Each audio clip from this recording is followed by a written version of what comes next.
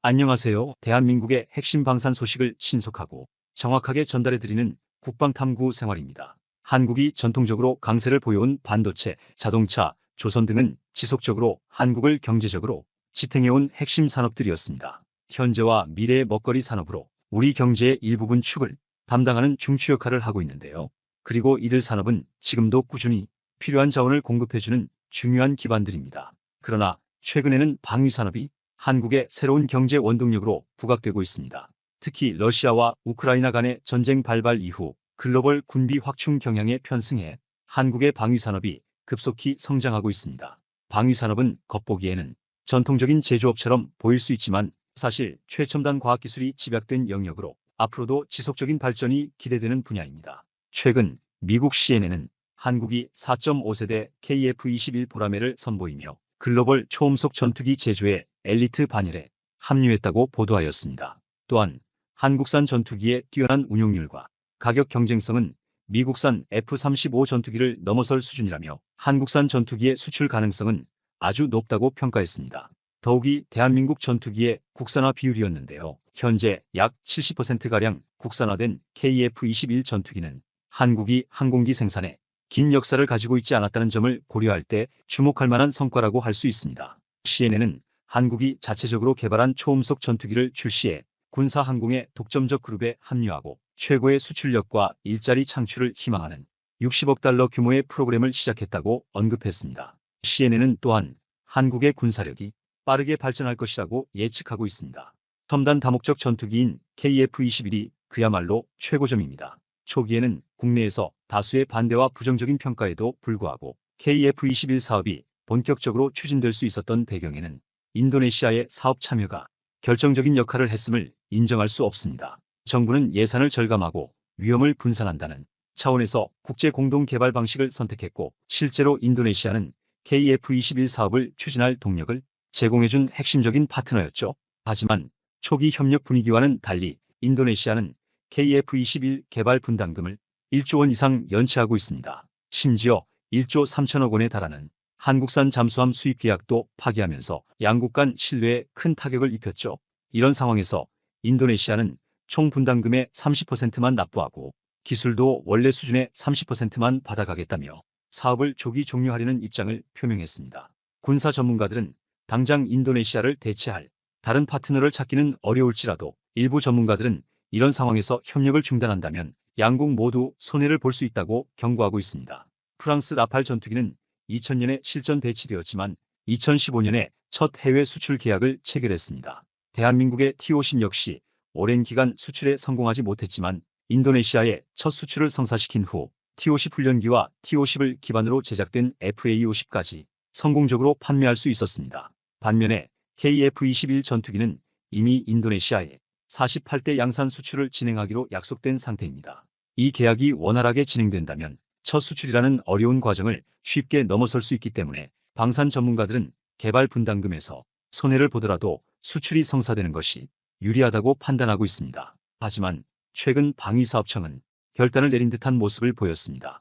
인도네시아가 새롭게 약속한 6천억 원 중 여전히 2천억 원을 납부하지 않고 있다는 점을 지적하며 석 청장은 상대방의 대응을 지켜보며 우리도 기술 이전이나 인도네시아에 대한 대응 수준을 결정할 것이라는 신중한 입장을 밝혔습니다. 그동안 한국이 인도네시아에게 배신당한 사례를 떠올려 본다면 이는 당연한 발언임에도 불구하고 이에 대해 인도네시아 언론들은 한국의 배신적 행동이라며 비난하는 보도를 이어가고 있습니다. 인도네시아 언론들이 한국에 대해 갑자기 많은 기사를 쏟아내는 이유는 KF-21 전투기가 최근 유럽에서 많은 관심을 받고 있기 때문입니다.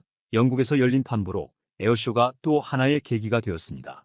영국 판보로 에어쇼는 프랑스, 싱가포르와 함께 세계 3대 에어쇼로 꼽히며 올해는 전 세계 44개국 약 1,300개 업체가 참가했습니다. 여기서 특히 눈에 띈 국가는 바로 한국이었습니다. 이번 판보로 에어쇼에서 한국항공우주산업은 FA-50 및 수리온, 소형 다기능 비행체 모듈, 인공지능 파일럿을 연계한 최신 가상 시뮬레이터를 전시했습니다. 또한 폴란드, 필리핀, 태국, 말레이시아 등 기존 수출국 정부 및 군 고위 관계자들과 추가 수주 협의를 진행할 것이라고 밝혔습니다. 또한 미국, 영국, 사우디, 베트남 등 신규 시장 정부 관계자들과 항공우주 관련 주요 업체 경영진들에게도 한국산 전투기를 소개하고 미래사업 협력 기회를 모색했다고 전했습니다. 그런데 한국항공우주산업과 함께 전시된 한화에어로스페이스의 전시관이 특히 놀라웠다는 소식입니다. 한화에어로스페이스는 정부와 함께 독자적으로 개발을 추진하는 첨단 항공엔진 프로토타입을 전시했습니다. 첨단 항공기지는 국산 전투기, 무인 전투기 탑재를 목표로 개발 중인데 출력은 1만 5천 파운드급 이상을 목표로 하고 있으며 이는 현재 KF-21 전투기에 탑재되는 F-414 엔진과 비슷한 사양입니다. 한화에어로스페이스는 KF-21 전투기뿐만 아니라 향후 첨단 무기들을 제작하기 위해 국산 엔진이 반드시 필요하다고 언급하며 KF-21 전투기를 위해 5세대 전투기 엔진을 국내 기술로 생산하는 것이 매우 중요하다고 했습니다. 한화는 KF-21 전투기가 6세대로 발전할 때까지 한국형 엔진 개발을 완벽히 완료하겠다고 밝혔습니다. 그렇게 된다면 KF-21 전투기를 수출할 수 있는 국가가 크게 늘어날 것이라며 이번 판보로 에어쇼는 더욱 중요한 의미를 가지게 되었다고 밝혔습니다. 한국항공엔진사업부 전문가는 우리가 언제까지 미국산 엔진을 들고 나가서 홍보하겠느냐며 올해부터는 만나달라는 요청이 더욱 늘어나고 있어 한국방산의 글로벌 위상이 높아졌음을 느낄 수 있었다고 밝혔습니다. 많은 국가와 기업들이 이번 에어쇼에서 큰 관심을 보였으며 이는 향후 수출을 위한 중요한 발판이 될 것이라고 언급했습니다. 일본이나 인도는 그동안 자체 기술로 엔진과 레이더 등 핵심 기술을 개발해 차세대 전투기를 개발하겠다고 했지만 사실상 독자 개발을 포기한 상태입니다. 미국산 엔진으로 KF-21 전투기를 신속하게 개발해내고 이제는 국산 엔진 개발 단계까지 진행한 한국의 놀라운 능력을 부러워할 뿐입니다. 한국의 한화에어로스페이스와 한국항공우주산업이 힘을 합쳐 만든 KF-21 전투기와 한국산 전투기 수출 계약에 많은 국가들이 관심을 보이는 가운데 일본 방위성은 전혀 다른 이유로 영국을 급히 찾아가게 되었습니다. 일본이 다급해진 이유는 공동 전투기 개발에 예상치 못한 변수가 발생했기 때문입니다. 영국은 차세대 전투기 개발을 위해 당초 2025년까지 20억 파운드 하나, 3조 5,800억 원을 투자하고 총 120억 파운드 하나, 약 22조 5,300억 원을 지출할 계획이었습니다. 그러나 최근 영국 총선에서 집권 보수당이 참패하여 정권이 교체되면서 이 자금을 지원할 수 없다는 말이 나오고 있습니다. 영국 텔레그래프 등 현지 언론은 일본과 이탈리아의 협력을 통해 영국의 차세대 전투기를 개발하려는 프로그램이 위기에 처했다면서 집권 노동당이 전투기 개발에 자금을 할당하는 것이 러시아의 위협을 해결하는 효과적인 방법이 아니라는 결론을 내릴 수 있다고 우려했습니다. 또한 영국의 국방 싱크탱크는 향후 5년 내에 유럽에서 전쟁이 발발할 경우 세계 경제가 완전히 침체될 것이며 차세대 전투기 개발은 불가능할 것이라고 언급했습니다. 트럼프 대선 후보도 미국 내에서 잠재적으로 6세대 전투기 개발을 감당할 수 없다고 발언하며 미국 내에서도 이런 문제가 발생하고 있는데 유럽이 어떻게 이를 감당할 수 있을지 의문을 표했습니다. 한국이 4.5세대 전투기를 개발한다고 했을 때 일본은 5세대도 아닌 6세대를 개발한다고 큰소리쳤지만 뜻대로 되지 않자 기술력이 우수한 영국과 손을 잡아 공동 개발을 진행했습니다. 하지만 지금 믿었던 영국이 정권 교체 후 이를 포기할 수 있다는 말이 나오면서 일본은 현재 초비상 상태입니다. 일본 여론에서는 일본과 이탈리아 두 개국이 공동으로 개발을 진행해야 한다고 주장하며 영국을 배제하려는 움직임이 충격적이라고 평가했습니다. 영국은 국제사회에서 신뢰를 얻기 어렵고 유럽과 동아시아의 연대는 그 정도에 불과하다고 지적했습니다. 또한 단독으로 전투기를 개발하는 시대는 끝났지만 파트너를 잘못 선택한 것 같다는 평가도 있었습니다. 전후 80년간 일본이 개발한 전투기는 F일 뿐이며 F는 사실상 F-16의 개량형에 불과하여 독자적인 개발이라고 보기 어렵다는 현실 인식이 필요하다고 언급했습니다. 고도의 전투기 개발 기술력이 부족한 영국과 이탈리아와 함께 6세대 전투기를 개발하려는 것은 성공할 가능성이 원래부터 낮았으며 결국 실패할 수도 있다는 우려가 나오고 있습니다. 또한 중요한 학술적 항공공학 기반이 부족한 것이 문제라고 지적했습니다. 일본에서는 영국이 개발을 포기할 수 있다는 말이 나오며 충격을 받고 있는 모습을 보이고 있습니다. 일본 네티즌들은 한국산 전투기를 구매하는 것이 훨씬 비용이 저렴하고 한국의 기술력을 도입한다면 일본의 기술력이 10년 앞서갈 수 있을 것이라고 언급했습니다. 따라서 일본이 굳이 독자적인 개발을 고집할 필요는 없으며 한국산 전투기를 구매하는 것이 더 나은 선택일 수 있다는 의견이 속속 나오고 있습니다. 이 와중에 인도의 유명 군사 유튜버는 인도의 5세대 전투기 개발 사업이 진행 중이지만 현재 정부가 차세대 전투기를 수입하려는 움직임을 보이고 있으며 3가지 후보가 결정되었다고 밝혔습니다. 그 후보에는 F-35 수호이, 57 그리고 한국산 KF-21 전투기가 포함되어 있었습니다. 최근 한국산 K9 자주포를 대량 도입해 중국을 견제했던 인도가 5세대 전투기 자체 개발을 포기하고 놀라운 속도로 개발되고 있는 KF-21 전투기를 구매하려는 움직임이 있다는 소문이 퍼지고 있습니다. 이번 영국 에어쇼에서 KF-21 한국산 첨단 모형까지 전시되자 유럽 입장에서도 가성비가 뛰어난 KF-21 전투기에 대한 관심이 급증했다고 합니다. 이번 에어쇼를 계기로 많은 국가들의 구매 목록에 KF-21 전투기가 포함되고 있습니다.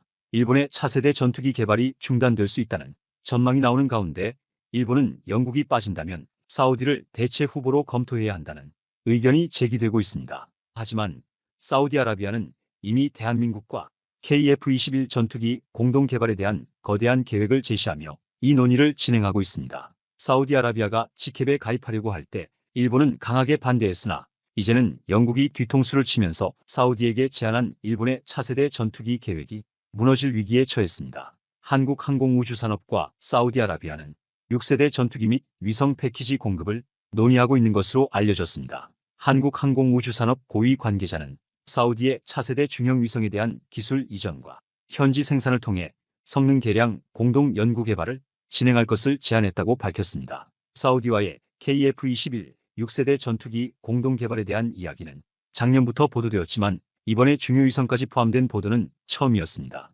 이로 인해 최근 한국이 발표했던 KF-21 전투기의 3가지 모델 중 하나인 수출형 모델의 이름인 KF-21SA가 사우디아라비아를 의미한다는 추측이 강해지고 있습니다.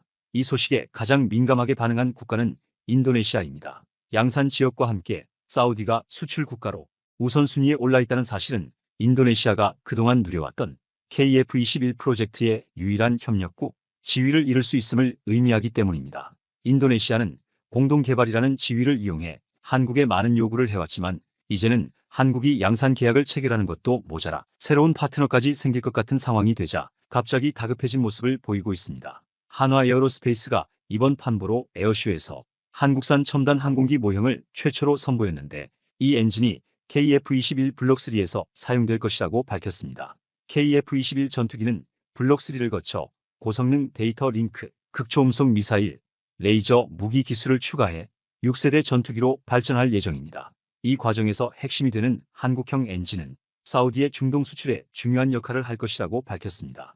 이번에 공개된 첨단 항공 엔진은 현재 KF-21 전투기에 사용되는 F-414와 비슷한 사양이지만 실제로는 15,000파운드급의 F-414보다 더 큰 18,000파운드 출력으로 개발되고 있으며 이것도 개발 시작에 불과하며 앞으로 더 강력해질 가능성이 있습니다. 현재 개발 중인 2000켈빈급 소재 기술 사업이 2025년 완료될 예정이지만 더 높은 출력 기술로 발전할 가능성도 존재합니다. 한국항공우주산업은 사우디아라비아와 6세대 전투기 공동 개발을 진행할 때 전투기 시스템을 연결하는 첨단 네트워크와 6세대 이동통신 기술이 적용된 군용위성을 개발하여 앞으로 사우디에게 약 200기를 판매할 계획이라고 밝혔습니다. 이렇게 자세히 6세대 전투기뿐만 아니라 위성 개발과 판매 계획까지 공개되자 전투기 개발에 긴장했던 일본과 함께 협력을 중단했던 인도네시아는 충격을 금치 못하고 있습니다. 현재 예상되는 6세대 전투기 개발 비용은 22조 원에 달할 것으로 추정되며 이런 천문학적인 비용이 모든 국가들이